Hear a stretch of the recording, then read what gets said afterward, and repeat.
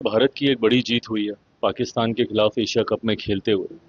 और जिस तरीके से कप्तान साहब के द्वारा इस जीत को समर्पित किया गया है उन पीड़ितों के प्रति जिन्होंने अपनों को खोने का काम किया। यकीनन इसको लेके दो मत रहे हैं। एक पक्ष ये कहता है कि अगर सीमा पार से इस तरीके से आतंकी संरक्षण दिया जाता है और आतंकवाद को बढ़ावा दिया जाता है तो हम लोगों को किसी भी तरीके का कोई भी खेल कूद के जरिए हो या एंटरटेनमेंट के जरिए हो कोई संबंध नहीं रखने चाहिए। पर एक पक्ष ये भी है जो स्पोर्ट्समैन स्पिरिट की बात करता है और जो कहता है कि इन सारी चीज़ों को सीमाओं के दायरे से बाहर रखा जाना चाहिए। बहरहाल दोनों पक्षों का सम्मान करते हुए आज खुशी इस बात की है कि जिस सोच के साथ इस खेल को खेला गया उसमें हम लोग पूरी तरीके से खरे उतरे और उसके बाद जिस तरीके से इस जीत को समर्पित किया गया उनकी भावनाओं को मद्देनजर रखते हुए जिनमें संभवतः इस बात को लेकर चिंता थी कि जिन्होंने हमारे अपनों को खोने का काम किया उनके साथ हम लोग अगर आज भी खेल कूद के संबंध जारी जारी रख रहे हैं तो ये उचित नहीं है। तो मुझे लगता है इस जीत के बाद जब इस जीत को समर्पित उन परिवार के प्रति किया गया तो कहीं ना कहीं उनकी भी चिंताओं को सम्मान दिया गया। सर, प्रधानमंत्री बिहार में है और लेकिन पूरे पटना का पोस्टर लगा दिया गया है कि फैक्ट्री गुजरात में और बिजली विकास में ये नहीं चलेगा। चुनाव का समय है, विपक्ष इस तरीके की राजनीति करेगा ही करेगा।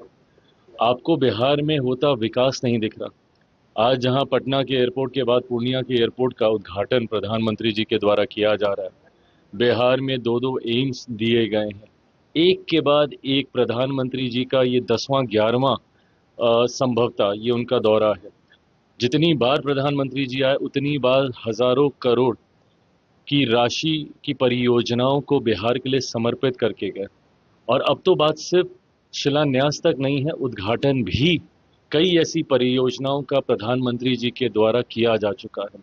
मैं मानता हूं विकसित बिहार बनाने के जिस संकल्प के साथ हम लोग आगे बढ़ रहे हैं उस संकल्प उस मुहिम का मजबूती से नेतृत्व प्रधानमंत्री जी के द्वारा किया जा रहा है और डबल इंजन की सरकार का लाभ अब बिहार और बिहारियों को दिखने लगा है। ऐसे में विपक्ष को जो कहना है, गाली गलौज करना है, चोर चोरी जैसे शब्दों का इस्तेमाल करना है, माताओं बहनों को अपमानित करने का काम करना है या विकास को छोड़कर क्षेत्रवाद की राजनीति करनी है, ये विपक्ष को मुबारक हो।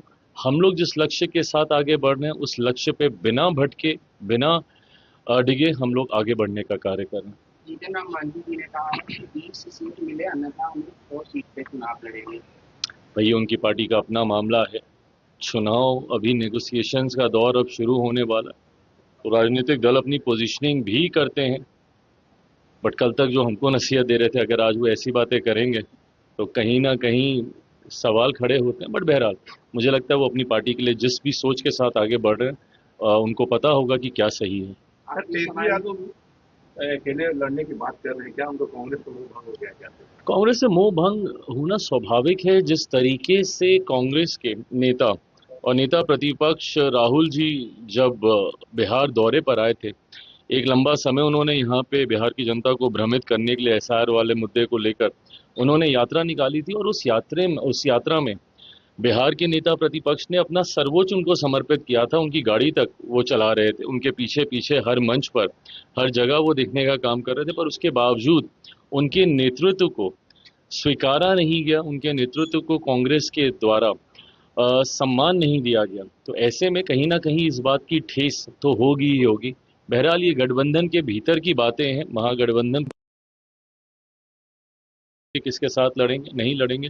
बट एक ऐसी पार्टी जिसका बिहार में कोई जनाधार नहीं बचा, कांग्रेस जैसी पार्टी, उसके पीछे अगर नेता प्रतिपक्ष बिहार के अगर ऐसे जाते हैं तो कहीं ना कहीं उनको उनके कार्यकर्ताओं को इस बात की ठेस तो जरूर पहुंची होगी। संभवतः इस सोच के साथ उन्होंने ये बयान दिया होगा अकेले चुनाव लड़ने का। एक आखिरी सवाल है सर, स्पोर्ट्समैन स्पिरिट की आपने बात कही तो कल किसी भी भारतीय प्लेयर ने पाकिस्तान प्लेयर से हाथ नहीं मिला, ना ही टॉस के बाद ना ही मैच जीतने थे।